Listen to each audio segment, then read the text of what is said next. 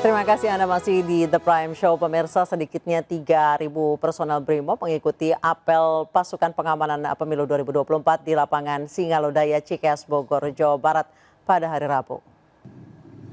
Apel dan simulasi pengamanan pemilu dengan menurunkan sejumlah kendaraan taktis seperti kendaraan lapis baja dan mobil water cannon.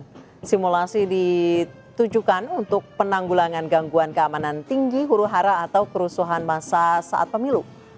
Kabaharkam Polri Komjen Fadil Imran berpesan kepada seluruh personel BRIMOB untuk bersikap netral dan dapat menjaga kondusivitas saat penyelenggaraan pemilu. Pasukan istirahat. MHAN beserta seluruh pejabat utama Korbrimob Polri dan jajaran.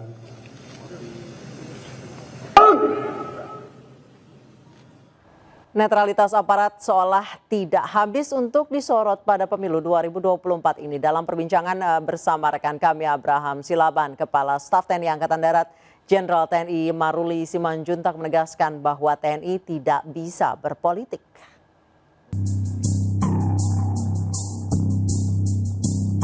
Saya yakin betul Pak Kasat pasti juga mendengar ataupun membaca narasi mengenai ketakutan publik digunakannya alat-alat negara, TNI termasuk Polri, untuk memenangkan paslon tertentu.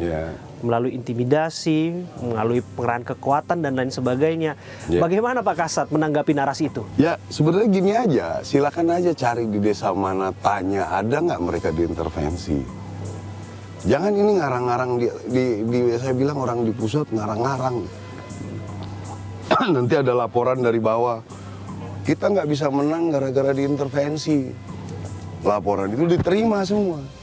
Cek dong di lapangannya, betul nggak ada intervensinya. Ada tidak buktinya? Iya, ini kan kadang-kadang saya kan udah ngerti-ngerti tentang Pilpres ini. Beberapa kali saya dengan beliau jaga di Pas Pampres. Alasan yang paling enak kalau tidak berhasil merekrut massa apa? Intervensi TNI Polri. Kecurangan. Kecurangan, ya. Tapi nggak pernah mau dikontrol bilangnya. Yang pusat bilangnya mendata saja. Ya, belum tentu ada yang terjadi. Mungkin orang-orang mereka sendiri yang melaporkan. Ya, untuk excuse yang paling enak kan itu. Jadi, saya ngerti-ngerti dikit lah tentang begitu. Gitu. Jadi Pak Kasat ingin menegaskan bahwa TNI dalam hal ini Angkatan Darat netral. Sekarang saya bilang saya nggak punya pilihan. Mau pilihan apa lagi saya? Mau bikin kayak begitu merintahin. Ya, pada prakteknya juga TNI kan memang tidak bisa berpolitik. Ya itu bisa politik. Pak Kasat. Iya, kami kan mau masyarakat yang memilih presiden, ya kan? Presiden menunjuk saya melalui Panglima TNI.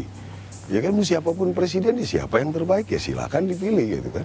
Andai kata kemudian ada bawahan atau prajurit yang menyimpang dari arahan Pak Kasat, yang mengambil bagian dalam upaya pemenangan paslon tertentu misalnya, melanggar batas-batas yang sudah ditentukan dan lain sebagainya, apa tindakan yang akan diambil oleh Pak Kasat? Udah jelas, pasti dia dipanggil, non-job minimal, udah pasti, ya ada bukti.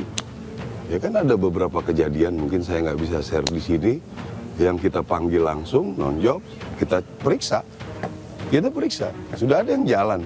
Politik sebagai suatu percakapan itu sah-sah saja, karena itu adalah bagian dari demokrasi. Tapi pada bagiannya, alat-alat negara berada pada relnya. Itu yang ingin disimpulkan oleh Pak Kasat. Harus. Dan masyarakat diberikan keluasaan dan kebebasan, kemerdekaan untuk menentukan pilihannya.